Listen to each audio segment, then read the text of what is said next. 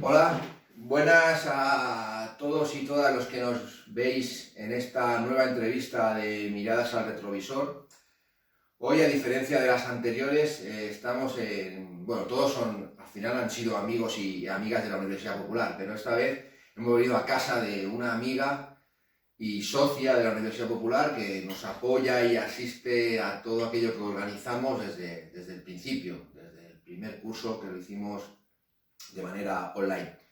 Estamos en casa de Elsa y bueno, ya sabéis cómo funciona la actividad. Empezamos a hacer un recorrido histórico por la vida y experiencias y vivencias de las personas que tenemos el placer de compartir un ratito con ellas en su casa.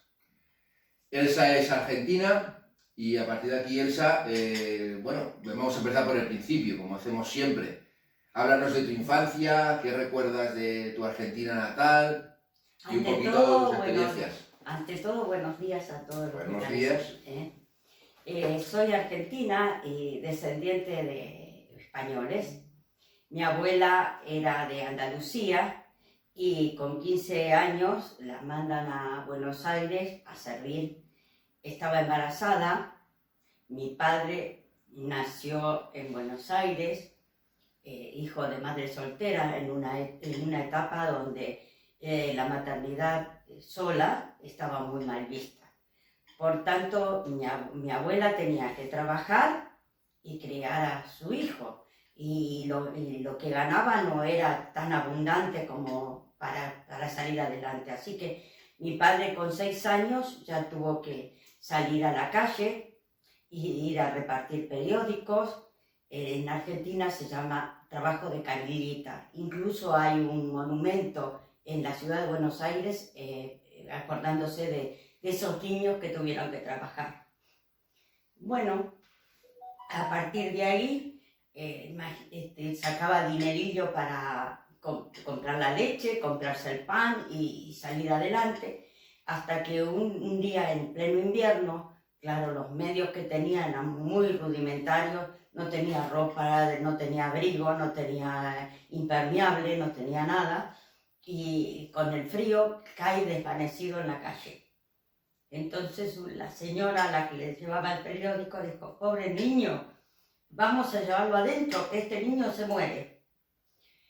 Y entonces lo llevan al lado de un brasero y con ceniza caliente lo hicieron reaccionar. De ahí lo tuvieron que llevar inmediatamente al hospital porque tenía 40 y pico de fiebre. Dos puntualizaciones. La primera, los mismos problemas que teníais vosotros en Argentina con el tema de las madres solteras era exactamente igual que aquí, porque estábamos regidos por la misma Iglesia Católica, con los mismos dogmas y los mismos problemas. Y ahora lo que has comentado tú de la experiencia de tu padre, pues no es ni más ni menos que lo que pasó aquí en España después de la guerra que tuvimos, en la cual pues, hubo mucha gente que pasó muchas fatigas. Es simplemente una puntualización para que veamos que el mundo no es tan grande, es bastante pequeñito. Bueno, mi padre, por supuesto, no pudo ir al colegio, tenía que buscarse la vida, empezó a trabajar de boyero, que era los que cuidaban el ganado en la Pampa Argentina, y ahí, bueno, ahí comía, ahí vivía, hasta que, bueno, entró a trabajar en la municipalidad, pero claro, como no tenía mayores recursos, no tenía preparación, fue a trabajar de recolector de residuos, a dirigir chatas y poder ganar el dinero para subsistir. Pero aquí que cuando se casa, el dinero que entraba en casa no era lo suficiente. Entonces empezó a buscar otros trabajos adicionales para poder salir adelante. Él trabajaba de día en la municipalidad recogiendo basura y de noche iba a un balneario y tenía que limpiar los baños y todo eso para tener un doble sueldo, ¿no? Para complementar el sueldo. Justamente para complementarlo, pero llegó un momento que su cuerpo ya no aguantó más y un día con un accidente casi mata a varios pasajeros de un autobús, porque la chata se quedó dormido y la chata, tal como iba con los caballos, se fue contra el autobús y el pescante donde se ataban los caballos, no sé cómo se llaman aquí, el palo ese donde atan a... No, yo tampoco lo sé. No. Bueno, allá se le llama pescante a eso. Bueno, el pescante se introduce por una ventanilla y casi le pasó rozando a una señora. Bueno, esto le acarrió un montón de problemas, pues lo suspendieron en el trabajo. Bueno, entonces empezó a trabajar también de parrillero en los restaurantes para poder sacar dinero. Y mi madre, que dice, mira, dice, con esta forma, con esta actitud tuya, no vamos a ningún lado, dice, te estás matando, no duermes, no descansas, tenés problemas con la justicia a raíz del accidente y te suspendieron en el trabajo. Dice, ¿por qué? Dice, tú conoces de metales, conoces el aluminio, conoces el cobre, conoces el bronce, el estaño, el plomo. Dice, ¿por qué a tus compañeros de la municipalidad no les dices que le puedes comprar el metal? Dice, sí, pero mi padre le dice, pero ¿cómo haremos? Porque para esto se necesita dinero. Dice, yo no tengo para esa inversión. Y entonces mi madre, como frente a su casa había una fundición de metales, fue a hablar con el propietario de la fundición y le dijo, mira, dice, tengo que pedirte una cosa, tengo que pedirte un favor. Y entonces el señor le escuchó y le dijo, sí, dice, no hay ningún problema, somos vecinos de toda la vida, dime de qué se trata. Y le dice, mira, mi marido trabaja en la municipalidad, trabaja de recolector de residuos, y los compañeros y él se dedican a juntar los metales. Dice, y yo le sugerí que se los comprara a los compañeros para poderlos vender y ganar alguna diferencia. Dice, pero nosotros tenemos un problema, que no tenemos grandes recursos, dice, y necesitamos el dinero para que él pueda seguir trabajando, pueda seguir comprando. Y entonces el señor le dijo, eso no es problema, ahora mismo voy a la oficina y le digo que cuando entre tu marido con el carro y el caballo, que inmediatamente pesen la mercadería y se la paguen. Entonces así, mi padre entró, ponele con 8 euros, y cuando sale con 16. Al otro día podía comprar ya por 16 euros. Estoy hablando en plata de aquí para que se pueda entender, ¿no? Y claro, no era la cantidad, porque entraban camiones con semirremolques, con lingotes. Mi padre era un minorista que no llevaba nada casi. Era la ayuda que le estaba prestando este señor, el dueño de la fundición, que por cierto era vasco. Y, bueno, como tantos inmigrantes por ahí. Bueno, sí. De hecho en Argentina a los españoles los llaman gallegos, porque eran casi todos gallegos, ¿no? Sí. No, generalizaban. No hacíamos distinción si eran de Andalucía, si eran de Extremadura. Sí, pero podíais haber dicho español y les llamabais gallegos. Sí, les llamamos gallegos porque la gran masa de inmigrantes fue de Galicia. Y entonces, unificando también a los italianos, les llamaban tanos, diciendo que son todos italianos. No hacían distinción si eran de Milán o de Nápoles, para generalizar. O eras italiano, tano, o eras gallego porque eras español, sin diferenciar.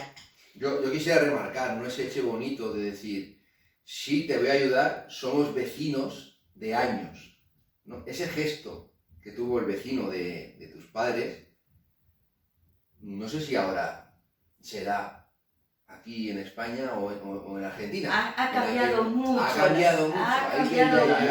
La vecindad se ha perdido.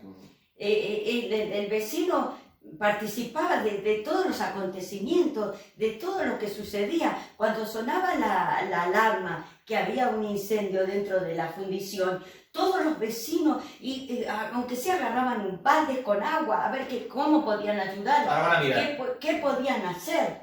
¿Cómo podían participar? Como había en esos momentos en el barrio, no había cloaca y eran todas zanjones que el agua apagaban muchas veces los incendios agarrando agua con barro y le tiraban al fuego para apagarlo. Cuando llegaban los bomberos, normalmente el fuego estaba apagado, porque colaboraban todos. Sí, porque había un concepto de vecindad, un concepto de que todos formaban parte de un todo, que era lo que les hacía poder estar en un bienestar relativo. Y así fue con la ayuda de este vasco que mi padre fue creciendo económicamente. Entonces ya en el momento que mi padre logró tener un pequeño capital, puso un depósito en la misma casa y se hizo un cobertizo, un galpón, y ahí iba acumulando el metal, ¿sabes? Y bueno, y así entrando con mercadería, vendiendo y qué sé yo, trabajando sábado y domingo sin descansar. Pero es que, Teresa, perdona, te corto. Es que todo esto que tú estás contando lo podría contar cualquier inmigrante que vino de Andalucía a Cataluña y se hizo a sí mismo. Es exactamente la misma historia. Tú quitas ahora mismo todo el tema de que sea en Argentina y todo lo demás, y es absolutamente válido para cualquier inmigrante que vino aquí. Por eso te digo que a veces no hay tanta distancia, somos lo mismo. Sí, los límites son convencionales. Están puestos por alguien que le conviene que pase la línea de por aquí o por aquí y ya está.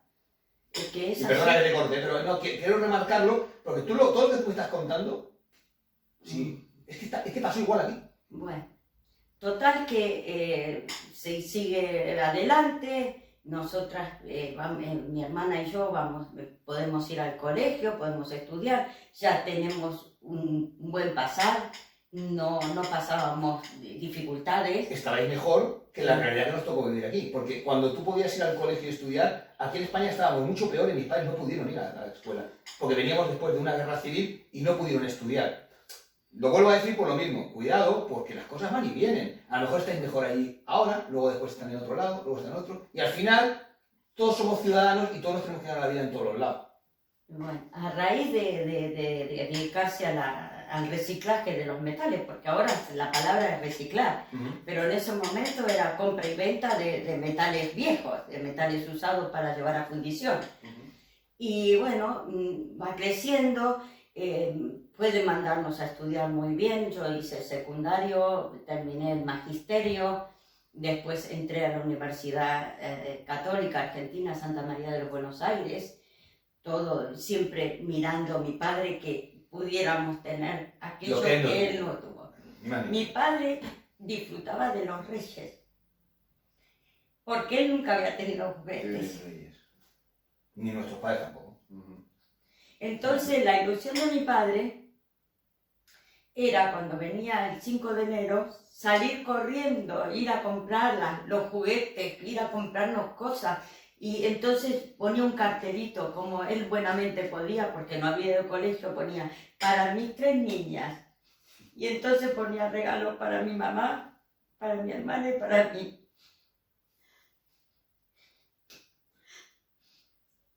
Perdón, pero... No, para nada. No, es que claro, a nuestra familia, bueno, a nuestros padres, a nuestros abuelos, les pasó algo parecido. Ellos tampoco tuvieron nunca. Ellos su regalo era el día de Reyes comer unos higos, que era algo excepcional, y aquel día guisaban un pollo. Ese era su regalo de Reyes, porque no tenían ningún tipo de regalo ni tenían nada. Yo me acuerdo que cuando pedimos a los Reyes la bicicleta, por supuesto mi padre compró una para mi hermana y otra para mí. Y se lo veían tan feliz porque era como si lo hubiese recibido él, Claro. que él nunca había tenido nada. Miseria. Lo único que tenía era una miseria y trabajo. Y trabajo, nada más. Así que bueno, así fue nuestra vida durante muchos años. Luego entré en la universidad, no terminé la carrera porque quedé embarazada y me casé. Y a partir de ahí, entonces, había estado en 4º año de Derecho y claro, ya me dediqué más a mi casa, a mi marido, a cuidar de mi niña que tenía problemas de salud. Y bueno, y así fue como dejé la carrera. Me casé, la verdad que no me ha ido mal, me casé con una persona que era alemán y tuve un muy buen matrimonio hasta que, bueno, hace un par de años falleció. Luego tengo a mi hija que también pudo estudiar, que pudo hacer su carrera, está trabajando y bueno, y así es mi vida. ¿Cómo fue tu venida de Argentina Bueno, aquí a España? El choque cultural, si lo hubo. Sí. No, choque cultural no hubo, porque me integré muy rápidamente. Como vine a Cataluña, lo primero que intenté fue entender las costumbres, entender el idioma, empecé a estudiar catalán y entonces no lo hablo, lamentablemente soy muy mala para los idiomas, pero lo entiendo y no me disgusta que me hablen en catalán, sinceramente. Bueno, estuve estudiando catalán, empecé a estudiar arte, a hacer cosas que realmente me gustaban, y mi vida aquí está muy bien integrada, estoy muy a gusto, en fin. El motivo por el cual me vine a Barcelona no es que estaba mal en Argentina, lo cierto es que no me iba mal en Argentina, pero la empresa donde estaba mi marido era una empresa alemana y en Argentina en el año 89, en el 80, hubo una gran inflación, una inflación que era galopante, que no había manera de mantener ningún precio, porque las cosas a la mañana valían a un precio, al mediodía valían a otro y a la noche valían a otro. Era desmesurado eso.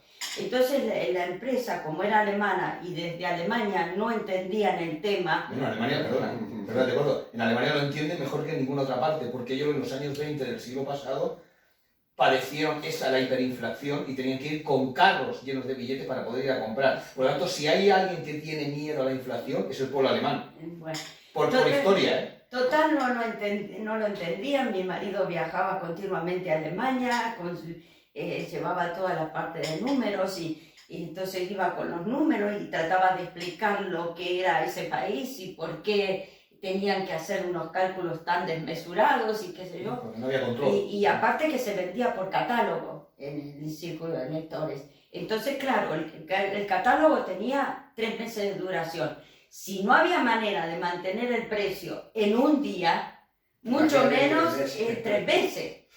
Entonces vendían a pérdida y cada vez la empresa iba a peor. Entonces, como él era alemán, llega un momento que le dicen a mi marido, bueno, esta empresa va a cerrar, tiene esta opción, le pagamos una indemnización y se queda en Argentina, o bien lo trasladamos a Alemania o a España.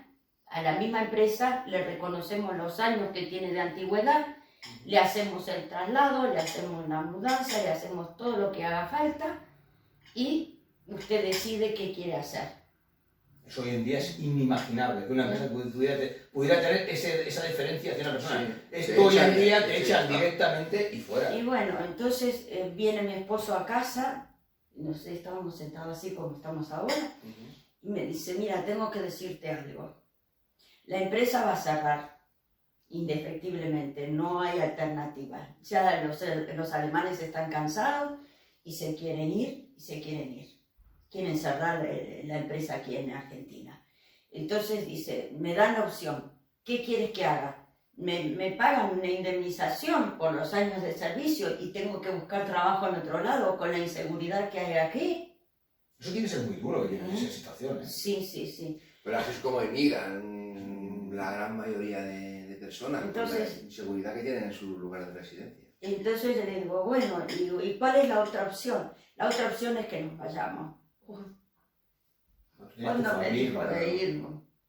Digo, ¿cómo no vamos a ir? Acá tenemos nuestra casa, tenemos nuestro hogar, tenemos nuestra familia, me siento protegida, si me pasa algo, corren todos a ver cómo me pueden ayudar. Me conoce todo el mundo, todo el vecindario. Sí. Digo, allá vas a la aventura, encima llegás y no podés adquirir una propiedad ni nada. Yo estuve alquilando 8 años aquí antes de comprarme la casa. Porque ¿qué banco si no tiene garantías te va a dar un préstamo hipotecario? Pagaba un desmesurado, un alquiler desmesurado. Entonces yo le dije, Digo, allá, digo, no podemos irnos, no podemos. Y mi marido me dice, mira, es lo que hay. Es lo que hay, o nos quedamos acá y a la aventura, o nos vamos y veremos lo que pasa. También a la aventura. También a la aventura, pero esto es bueno que se sepa porque parece que la gente se va de su país a otro sitio Porque y se va quiere. encantada de la vida y es maravilloso y fantástico. No, la gente se va por necesidad y se va porque todo el mundo tiene derecho a buscarse una vida mejor. Igual que los gallegos lo hicieron los vascos, lo hicieron los italianos, que fueron a Y Argentina los pensando andaluces también. y se fueron a Argentina Como ¿qué? mi Buscando una vida abuela que era mejor. andaluza, era del barrio de Triana. Pero bueno, esta gente fue allá a Argentina ¿qué? A buscarse una vida mejor. Te puede salir mejor o peor, pero todo el mundo tiene derecho a buscar un futuro mejor. Bueno, Y claro, ya es lo que te tocó a ti también, en cierta manera. bueno, total que poco a poco nos fuimos asentando. Mi hija empezó a estudiar en el colegio alemán Ah, y venía de una escuela alemana de Buenos Aires. Ella, mi hija, estudiaba en el Pestalozzi Jule en Buenos Aires. Y cuando vino acá, fuimos a la Deutsche Schule de Plugas. Ahí hizo todo el secundario, hizo la Abitur, entró en la universidad, que por cierto entró en la Universidad de Barcelona y habla catalán y escribe catalán y sin haber tenido las raíces, ¿no? Y Nosotros tampoco las tenemos, nuestros padres vinieron del resto de España y son castellano parlantes. Pero claro, nosotros vivimos aquí y lo normal es que, bueno, pues aquí hay un idioma y tienes que conocerlo y tienes que usarlo en la medida de lo posible porque forma parte de las raíces del lugar al que has ido a vivir. bueno, por cierto, luego mi hija se sentó, entró a trabajar en una empresa, primero de una consultoría, después trabajó en un laboratorio, del laboratorio se fue a trabajar en Suiza, en Basel, volvieron, en fin. Sí. Es darse una cuenta de la ciudad, vida. es como tú, como este señor, como yo, ciudadanos del mundo, que iremos allá donde nos podamos ganar la vida, porque no existe ningún territorio que sea de nadie, ni propiedad de nadie, ni exclusividad de nadie. De hecho, mi nieto es suizo, nació en Suiza. Es una O cosa. sea que tengo una abuela italiana, tengo otra abuela andaluza, tengo un abuelo árabe, me casé con un alemán, mi hija tiene nacionalidad argentina, alemana, y mi nieto no sé qué nacionalidad elegirá. Tiene para elegir. Bueno, así que es verdad.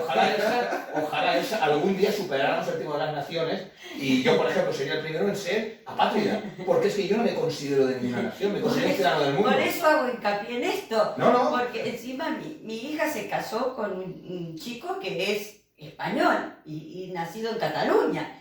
O sea que las mezclas siguen estando ahí continuamente. ¿Y qué relevancia tiene que sea de un sitio o de otro? Ninguna. Ninguna. Si es una persona de bien, pues es igual de donde Y sea. familias bien avenidas, yo un matrimonio estupendo, hasta que murió mi esposo, éramos felices, participábamos de todo, participaba de la alegría que tenía yo cuando estudiaba arte. Le sugería hacer baile de salón, empezamos a hacer baile de salón. Pero es que eso tiene alguna trascendencia con el hecho de que tengas una nacionalidad o otra. No, Ninguna. es estar a gusto con uno mismo. Ni más ni menos. Y desarrollarse como persona. Sí. Claro. Bueno. ¿Y la gente que conociste aquí? Me aceptaron todo y me siento muy bien acogida y muy querida y muy respetada por todo el mundo. Yo no tengo problemas de integración.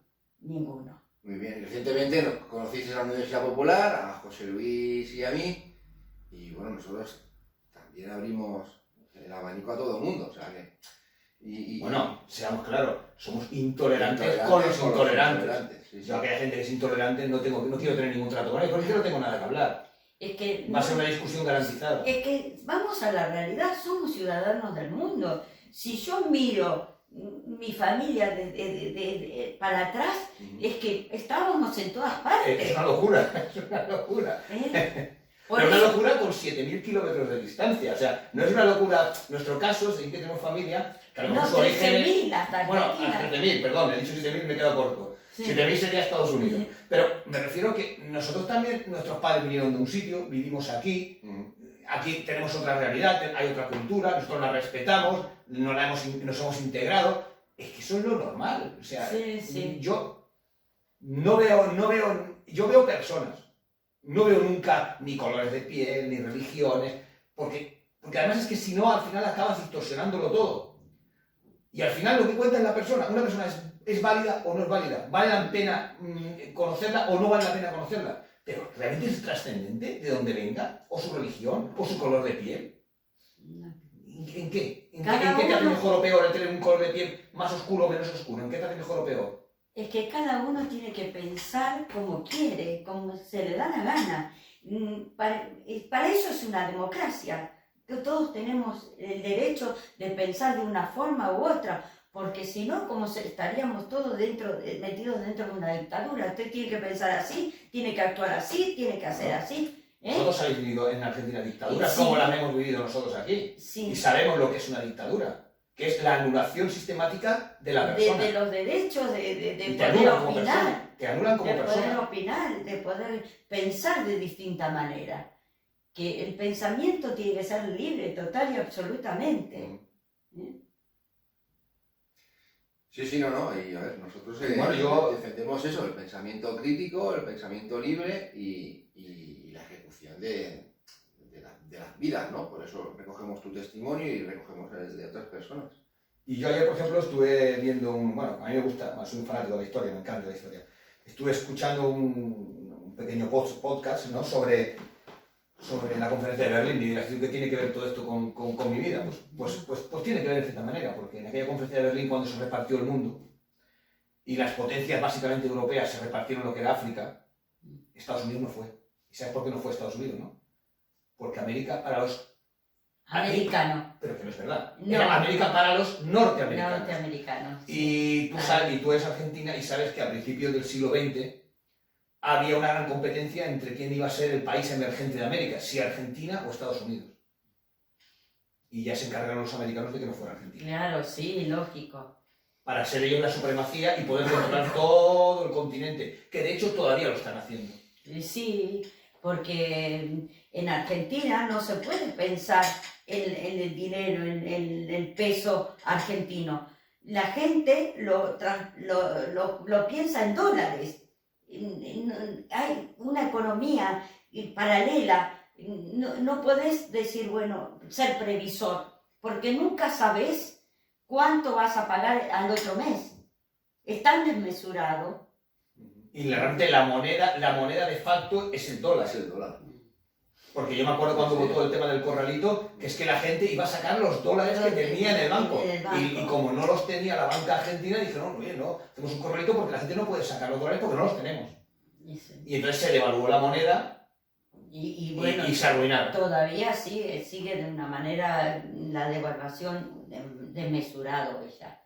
La gente paga un disparate por un kilo de pan, un kilo de patata. Yo te voy a contar una experiencia porque yo estuve a esto de ir a trabajar a Punta de Fuego. Yo cuando tenía 20... Punta de Fuego, el sur de Argentina. No, Punta Tombo, Punta el sur de Argentina, que es donde están los yacimientos petrolíferos. Bueno, es Chubut, la provincia de Chubut, bueno, Puerto pues, Madryn, por ahí. Bueno, pues yo te cuento, cuando tenía 22 o 23 años, entré en un proceso de selección porque resulta que querían captar economistas de aquí para ir allí a gestionar los pozos petrolíferos de Argentina. Supongo que eran pozos que controlaban las multinacionales españolas como Repsol o Camsa y tal, ¿no? Sí. Y la opción que me dieron era de irme a Argentina y yo tenía que trabajar 3 semanas en los lugares donde estaban los pozos petrolíferos y una semana ir a Buenos Aires. ¿Y sabes por qué no fui? ¿Por qué? Pues mira, no fui sencillamente porque no me garantizaron que el cobro de mi salario fuera en dólares. Y claro, yo decía, bueno, a ver, si yo me voy allí y lo que gano lo gano en dólares, siempre tengo la opción de volver. Ahora, como yo vaya allí y lo que gane no sea en dólares, ya no voy a poder volver. Porque yo no sé lo que valdrá lo que yo gano allí. Nunca lo sabré. Y por eso no fui. Estuve a punto. Estuve en el proceso de selección, pasé varias fases, y cuando ya era la última, yo pregunté, dije, bueno, vamos a ver, pero todo este proceso de selección, ¿exactamente para qué es? Entonces me lo dijeron y dije, bueno, pues no me interesa. Y me salí. O sea, estuve, nada. Si en aquel momento llegó a ser un poco más decidido, posiblemente hoy estaría, seguramente que me hubiera ido a Argentina y ya no hubiera vuelto. Porque claro, si no te pagaban en dólares no podías volver. Para que veas que el mundo da muchas vueltas. En un momento dado, Sí, tanto. puedes estar tú en Argentina, tu hijo se puede ir a trabajar a Taiwán, o a Singapur, o a Taipei, o tú te puedes ir a saber dónde. Sí, sí, lo que está clarísimo es que no tenemos Yo por eso no he dicho que no tengo. la estabilidad garantizada. ¿No? En la medida en que somos gente trabajadora, al final tienes que ir donde tengas el pan para comer.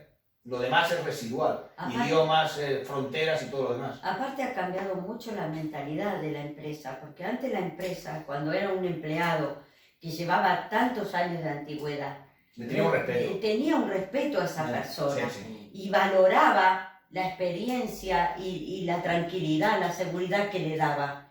Por eso a mi marido lo han trasladado, porque de Alemania se fue a trabajar a Argentina. ¿Sabes cuál es mi opinión sobre ese tema? Es que cuando tu marido estuvo en Argentina y trabajaba para una empresa alemana, entonces habían empresas. Y digo lo que es una empresa. Una empresa tiene una proyección de futuro. Y que, en cierta manera, lo que más valora es el personal que tiene dentro, porque son familias que viven de la empresa.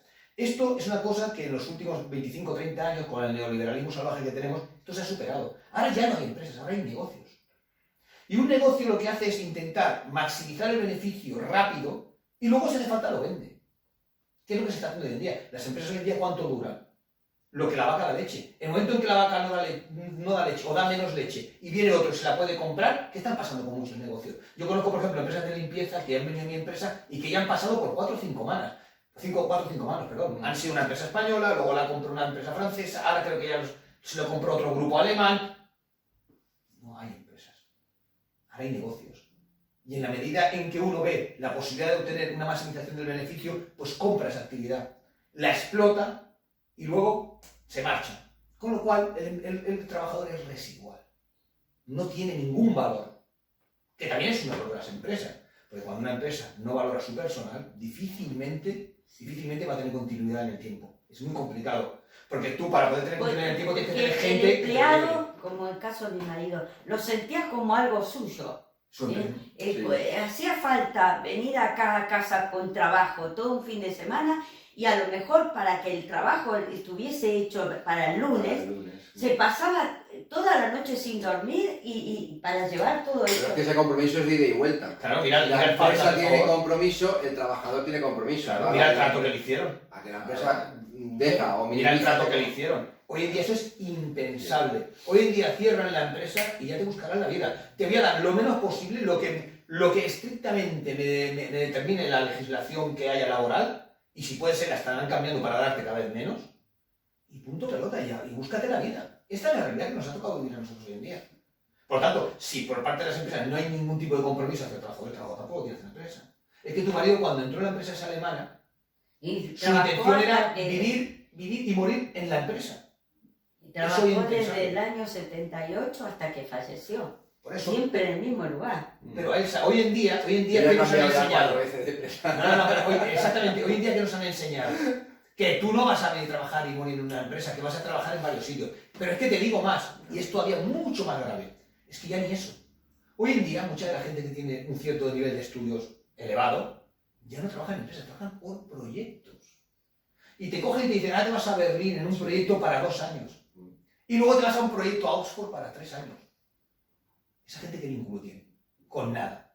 No tiene No ningún tiene vínculo. las raíces, no tiene... Nada. Mi marido, ya te digo, se ponía a trabajar y tenía, y yo pero todo sábado y domingo estaba con la maquinita ahí trabajando y viéndolo. Pero es que date cuenta, nosotros que somos la base, los obreros, ¿no? Los trabajadores, no somos nada, un número, porque no hay empresas, hay negocios. Pero es que la gente que tiene un cierto nivel tampoco están vinculados a una empresa, porque trabajan por proyectos, y cuando se acaba el proyecto tienen que buscarse otro proyecto. O sea, han hecho del trabajo, del factor trabajo, han hecho algo Inhumano. inhumano, superfluo. Hoy estás, hoy no estás, hoy cobras, hoy no cobras.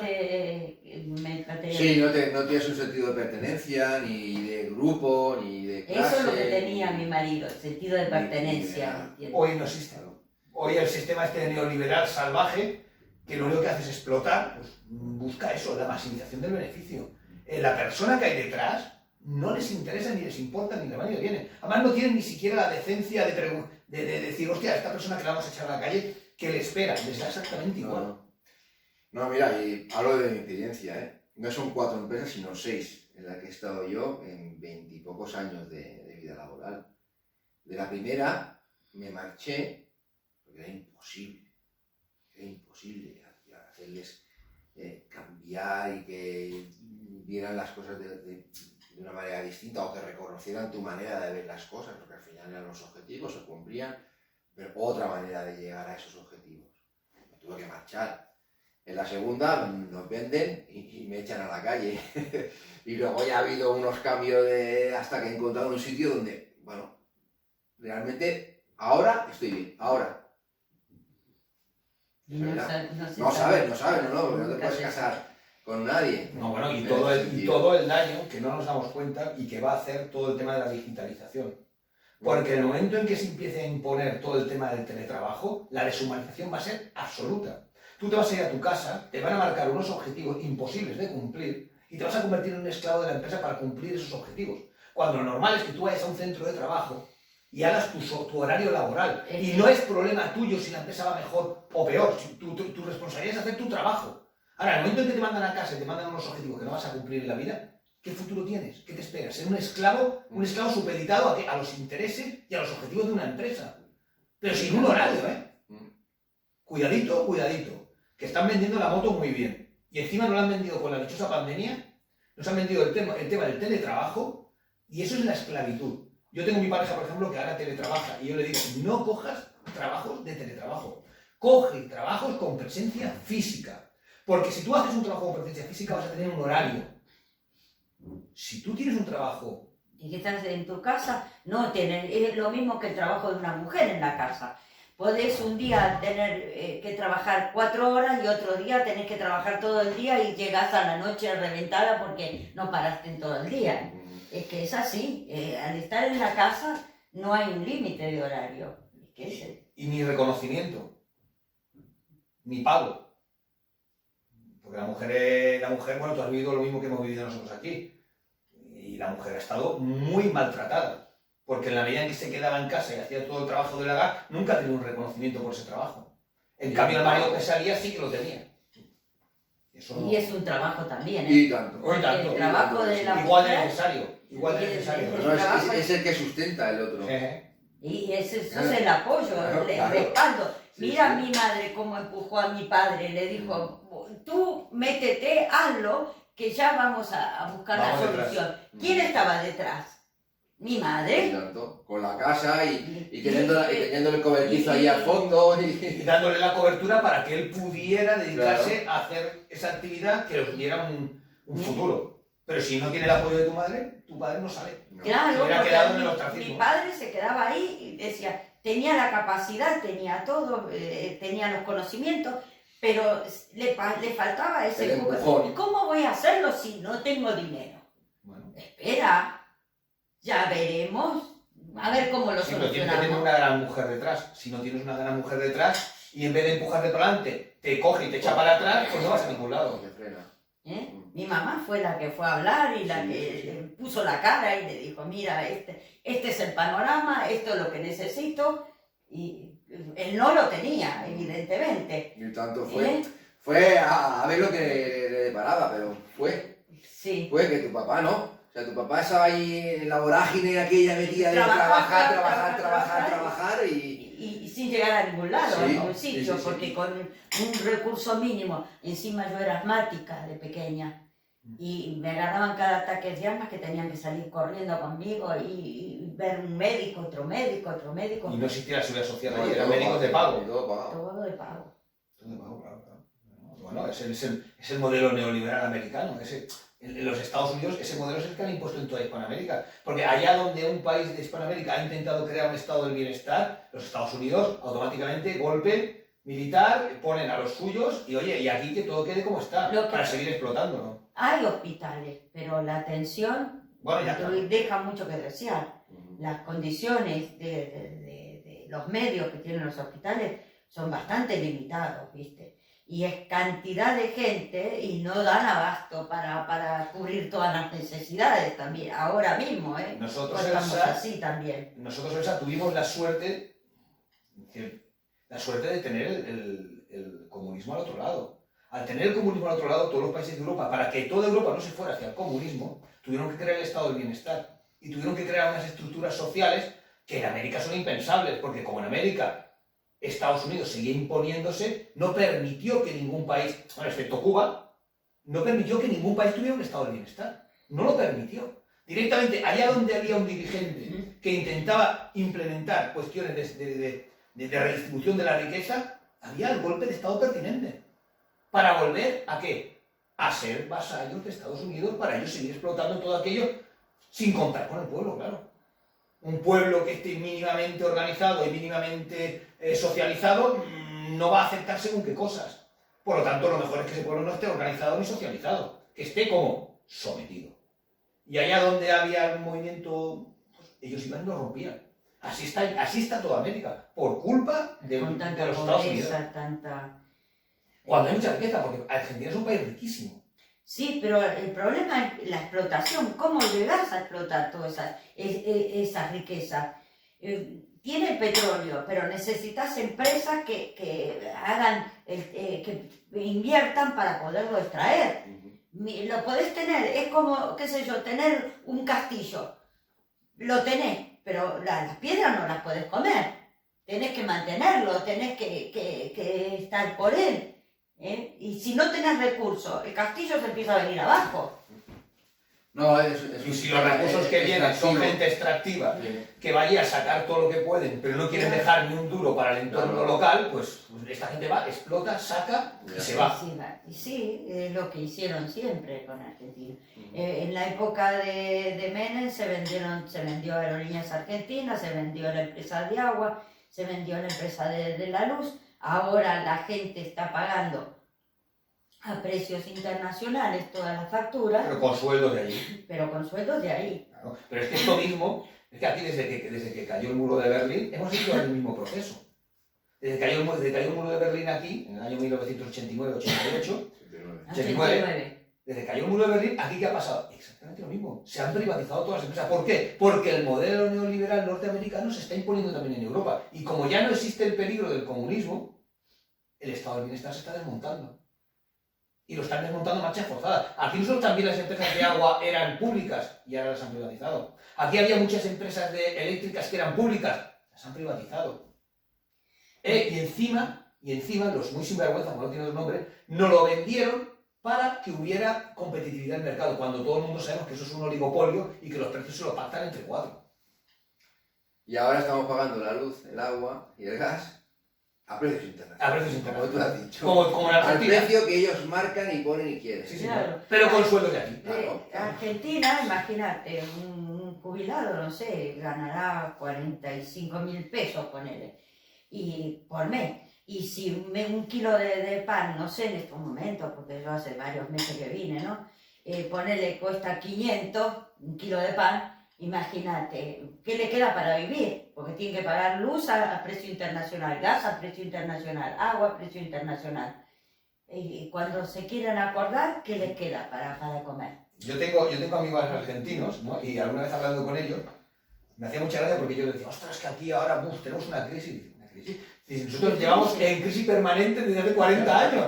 Nosotros hemos vivido en la crisis siempre. Es que yo no pienso, vengo de Argentina, con todo como lo veo, fatal, y llego aquí y si escucho que la gente se queja, digo, uy, Dios mío, ¿qué harían esta gente si tendría que vivir en Argentina? Pues a ver si saliéramos a la calle adaptarse, y hacer algo. No te queda otra. Adaptarse al final es ir subiendo el fuego de la olla cada vez más hasta que te acabes cocido. Hombre, esto se ha escuchado estos días, que el problema de la selección argentina, por ejemplo, en Qatar, era que si caía pronto, podría haber un estallido social, porque las cosas están tan mal con el tema de inflación y otros temas, que temía el gobierno que hubiera un estallido social y decía, hostia, que el chicle dure, porque mientras esta gente vaya haciendo, nosotros estamos tranquilos. Está contenta, porque existe un espíritu nacionalista ahí, pero increíble, arraigado. Ahí himno nacional se paran todos y lo empiezan a cantar todos, lo habrá visto en la grada, ¿no? Es que la bandera argentina no vas a ver una bandera ni de River, ni de Boca, ni de nada. ahí Argentina y Argentina por sobre todas las cosas, independientemente de que dónde sea el jugador y de qué club viene o lo que sea, no importa. Lo importante es que Argentina vaya adelante como Argentina. Entonces, todo ese espíritu nacionalista, cuando ves que tu país, por más que luches y trabajes, no va adelante, de alguna manera tiene que aflorar. ¿Y de qué manera? De estallidos sociales, huelgas, de la manera que pueden, para reaccionar y decir, bueno, a ver, escuchen lo que nos está pasando.